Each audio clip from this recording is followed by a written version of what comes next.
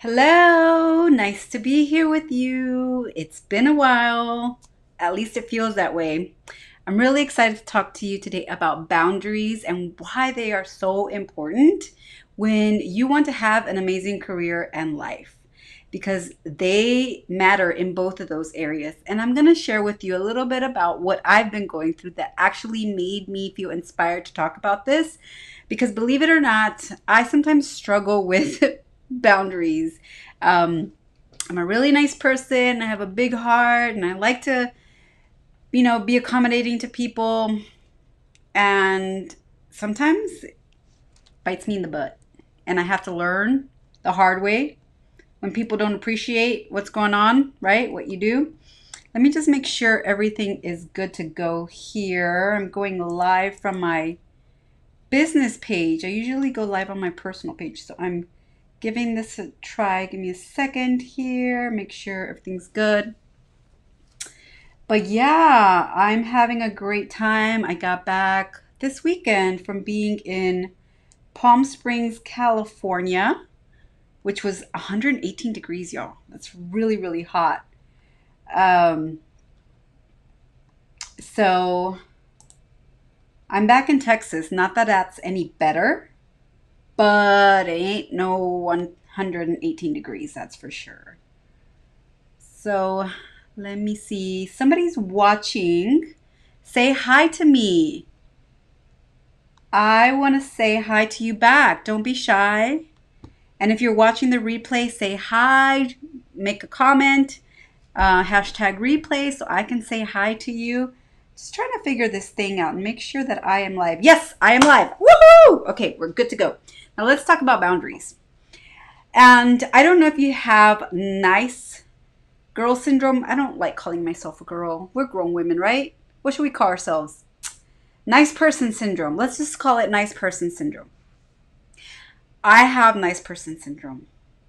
And it's really hard to be a business person and a psychologist and a nice person all in one. Because you have to run a business, you have to make money, but you're also wanting to help people, right? And lately I've had a few people who want to pick my brain for free. And first of all, I don't like the term pick your brain because I get this image of a dirty fingernail like in my brain just picking at it and I'm like that does not feel good. And I do give away 15-minute calls. They're amazing calls. If you've never signed up for one, you better grab one. I do a few of them a week. And that's my way of giving service. So when someone wants to come into my space and expect more than that without compensating me for all the skills that I have, just like you deserve to be compensated, I have a bit of a problem with that. And that's where the nice girl syndrome goes somewhere else and you get this person, this person who does not like feeling taken advantage of. And just like you wouldn't walk up into the Apple store, the Mac store, or any store and expect to get merchandise for free, why would anybody expect to have access to my brain, my 10 years of university experience, all the work that I've done, all the investments that I've made in myself to improve my skill set? Why would anybody feel that it's okay to just come into my store, my brain, and just grab whatever they want without paying for it? Like, think about it for a minute. How do you feel about that? You have, degrees. You have invested in yourself, I'm assuming, if you're a high achiever like a lot of the women that I attract. You go to conferences. It takes time. It takes energy. It takes investing. Sometimes you have to pay out of pocket, right? If who you work for just doesn't want to pay for it. You do all these things to make you better so that you can show up as the person who is amazing at what you do, right? That's why you have your position. That's why you are the go-to person in your industry. I hope. I hope people are perceiving you that way. I hope you believe it. If not, we need to talk because everybody has an amazing skill set. And it's when you try to do other things that are not in alignment with your zone of genius, that's when where we start to get in trouble. That's where you start to feel like, I'm not good, imposter syndrome, comparisonitis, all this other stuff. But we're not talking about that today. We're talking about boundaries. We'll leave that for another day. But, so yeah, I was saying, like, I've had an influx of people just wanting me to help them for free. And like I said, I offer my 15-minute calls, and that's my way of giving service. But beyond that, baby, you got to pay, because I didn't get to where I am for free. No, I didn't. You and I, right? We've invested a lot of time, money, and energy into making ourselves better, improving our lives, improving our skill set, right? So no, you cannot pick my brain for free. No. And I'm sharing this with you today because there's an area in your life where you feel like people are pushing boundaries. Maybe it's you. Maybe you're pushing your own boundaries, you guys. Maybe your body is telling you, hey, stop working so much. Stop waking up so early and going to bed so late. You're burning me out. I'm running on fumes. Can you relate? Is that something that you've ever gone through? Maybe having a challenge with respecting your own boundaries? Because and that's an interesting point, because when I'm talking about boundaries, I'm not just talking about like boundaries with other people. I'm talking about boundaries with yourself. So I think of it like a triangle: boundaries with yourself, boundaries at work, and boundaries in your personal life. So I invite you to ask yourself, are any of those boundaries in that triangle like out of whack? Maybe you need to tighten it up a little bit. Let's give some examples what this might look like, because sometimes we don't recognize that we are not respecting our boundaries and ourselves, because it's something that we get used to. It's something that we keep doing, and it becomes so normal. And I'm here to tell you, it's not normal, right? It's kind of like that smoke detector that you hear going off, and after a while you don't hear it until like a friend comes over and they're like, you have the smoke detector going off, and you're like, oh, is that what it is? I forgot all about that thing. Kind of like that. You know what I mean? So let's think about this. What might this look like at work? All right. People pushing your boundaries at work could look like piling on things for you to do at the last minute, piling on things for you to do at the last minute that are not part of your job duty. Been there, done that? Anybody? Drop me a message if you have. Post a comment and tell me about it. And I get it. I know what you're going to say. I know what you're going to say. But Dr. Lizette, I have to do it. I mean, my boss told me to do that. I don't want to get laid off. I want to be up for a promotion. I want to get a raise at the end of the annual review. And so you deal with it. You put up with it. You take it home. You take it out on your spouse or your kids or on yourself, right? I want you to get really clear on what your boundaries are at work. And I get it. There are things at stake, right? If you don't comply. But to what extent? To what extent are you going to keep doing that? Because at the end of the day, it tears you down. It taints your soul at work. And you become resentful at work. And you feel like it could affect your motivation at work. It could even affect your performance. The very thing you're trying to avoid, it's going to affect. Very highly possibility. Okay?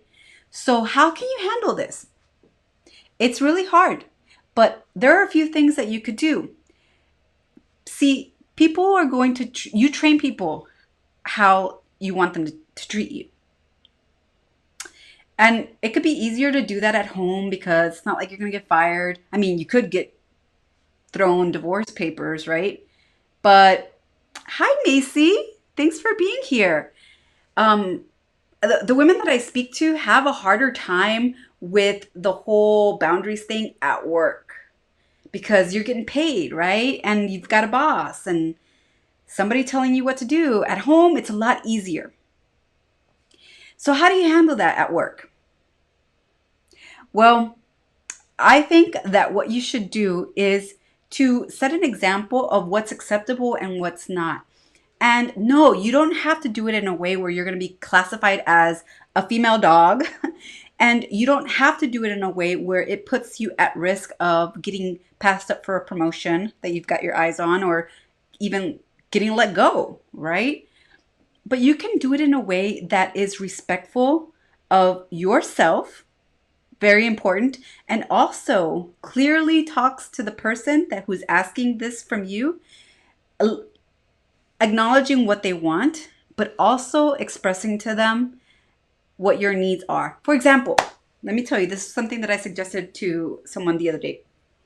If you get thrown, let's go with that scenario. You get thrown all these last minute demands that are supposed to be due like yesterday, right? And it's not even in your job description. This is what you can say. You can say, oh, I see that this is something that's really important for you to get done. I have all these other things that I'm working on at the moment. Would you like me to put that away for now and focus on this? That's a good one. Because then, and see, this is the thing. They might not even realize what they're doing. And if they do realize what they're doing, that's not nice. But, people get busy. And so you got to remind them. You can't let them just pile things up because they forget, right? Hopefully they're not doing it on purpose and don't have some kind of grudge against you. And if they do, we got to talk because that's not good for you. I don't want you to be in that kind of environment. Anyways, so let's give them the benefit of the doubt. Let's assume that they are caught up in their own thing and they're busy and so they're just delegating things to you. You have to step up and let them know, hey, basically this is not okay, but you don't have to be a bee about it. You get what I'm saying? Have you ever been through something like this? And if you have, and you might in the near future, I encourage you to try that. Give that a try. Ask them, I see this is really important for you. I'd love to help. I've got these other things that I've got to take care of right now. Would you like me to put them on hold or which one would you like me to attend to at this moment? Okay, so that's the time thing if they throw things on your plate at the last minute. Now let's just say that it's not supposed to be something you're supposed to do, like it's above your pay grade or like you didn't go to college for this, right? Like something like that. Then you can let them know, I am, again, starting off with understanding. I get this is important for you. I'm working on this other project right now. And I think that the best use of my time would be to focus on these things and then provide an alternative for them. Like maybe there's somebody else who is actually supposed to be doing that or, something like that. Letting them know that one, you're busy, and two, that it's not in your zone of genius, right? That you are not the best person to be doing that. And that's a way for you to say, I want to give this assignment the attention it deserves, but I'm not able to do that because that's just not my skill set. Something like that, right? Okay? That's what you could do. I hope that was helpful. If that was helpful, give me some love, you guys. Give me some love. I love me some emojis and some hearts. Boundaries at home. How about that? Is that an issue for you? Maybe you come home and you have to do all the things and you got to cook and you have to clean and you have to go do errands. I want you to set your own boundaries, right? I want you to consider hiring a cleaner, someone to come clean your house. And even if it's just once a month or every few months, whatever it is, do it if you haven't done it yet. It's an amazing way that you can save time, energy, and yes, even money. And you're probably like, how am I saving money if I'm spending money on hiring someone to come clean? Well, how do you save money? Indirectly, my friend. Indirectly. Check this out. When you delegate things that A, you don't like to do in the first place, B, you don't have the time to do, it frees you up from stress. It frees up your time.